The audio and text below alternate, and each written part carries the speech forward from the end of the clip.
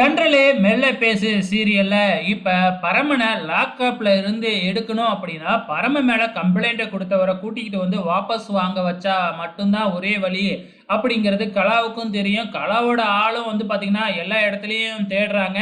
ஆளை கண்டுபிடிக்கவே முடியல. காரணம் என்ன அப்படின்னு பாத்தீங்கன்னா வெளியூர்ல இருக்கிறாப்லையாட்டுக்கு. ஸோ எங்க தேடியும் கிடைக்காததுனால இளமதி வந்து கிண்டல் பண்றாங்க. உடனே கலா அடியாட்களெல்லாம் கூப்பிட்டு ஒரு விஷயம் சொல்றாங்க. அது என்ன அப்படிங்கிறத நமக்கு காமிக்கவே இல்லை. ஸோ இப்போ கலா நேராக போலீஸ் ஸ்டேஷனுக்கு தான் போறாங்க. போலீஸ் ஸ்டேஷனுக்கு போய் பரமங்கிட்ட இன்னும் கொஞ்ச நேரத்தில் நீ வெளியில வந்துடுவ அப்படின்னு சொல்லி போலீஸ் ஸ்டேஷன்லயே கெத்தா ஒரு சேரை போட்டு உக்காந்துருக்குறாங்க. இப்போ இந்த அடியாட்கள்லாம் எங்க போறாங்க அப்படின்னு பார்த்தீங்கன்னா கம்ப்ளைண்ட் கொடுத்தவரோட வீட்டுக்கு போயிட்டு அவங்க பொண்ணை கிட்னாப் பண்ணிக்கிட்டு போயிடுறாங்க. அதுக்கப்புறம் என்ன, கலா டைரக்டாவே வந்து பார்த்தீங்கன்னா இப்போ இளமதிக்கு ஃபோன் பண்ணி விஷயத்த சொல்ல வேற வழியே இல்லாமல் இளமதியே ஃபோன் பண்ணி வந்து கேஸை வாபஸ் வாங்கிடுங்க அப்படின்னு சொல்லிடுச்சு. அதே மாதிரி அவரும் வந்து வேற வழியே இல்லாமல் வந்து கேஸை வாபஸ் வாங்கிட்டாப்புல.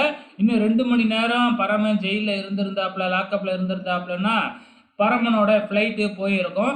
ஆனால் இப்போ வேற வழியே இல்லாமல் கேஸ் வாபஸ் வாங்கினதுனால பரமனும் ரிலீஸ் ஆகிட்டாப்புல.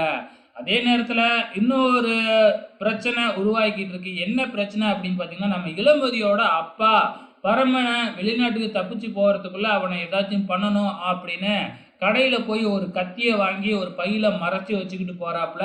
கடைசியில் பரமனை இவர் தான் குத்த போறாரு. அதனால பரமன் வெளிநாட்டுக்கு போக முடியாமல் இருக்க போகுது.